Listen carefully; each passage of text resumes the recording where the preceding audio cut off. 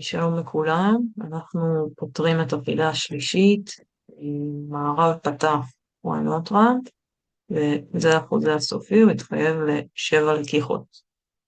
רשת צפון הוביל ראש רצף ווין ספייד, פרס הדומם במזרח, ואנחנו כרגיל סופרים לקיחות בטוחות במשחק בלי שליט.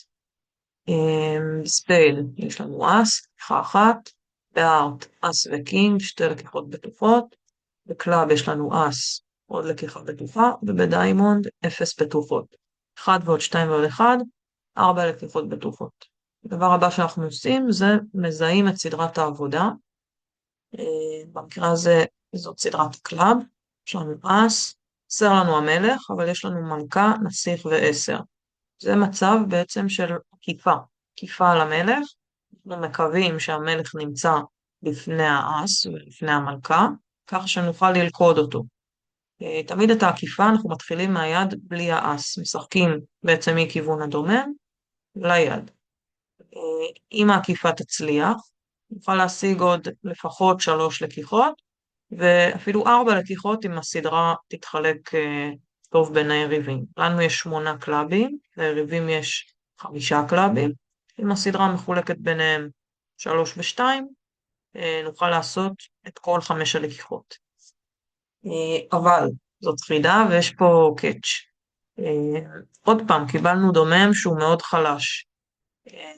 יש לנו בעיה של מעברים לדומם, וההגנה כבר בהתחלה הציעה לנו את הכניסה היחידה שלנו לדומם, שזה האס ספייד.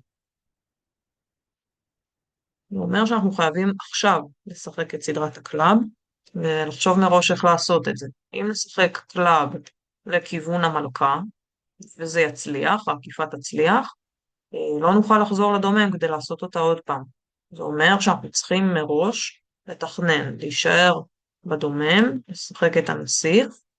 אם שמו מדרום נמוך, נשים נמוך, ואז אנחנו נהיה ביד הנכונה כדי להמשיך לעשות את העקיפה.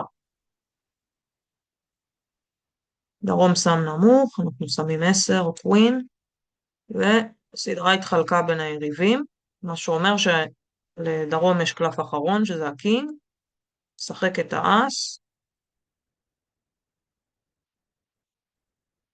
והקינג נופל, והצלחנו להגביה את הסדרה. לוקחים את ה10, וגם ה6 הוא גבוה, ויש לנו גם אסקינג הארט, כבר ביצענו את החוזה פלוס.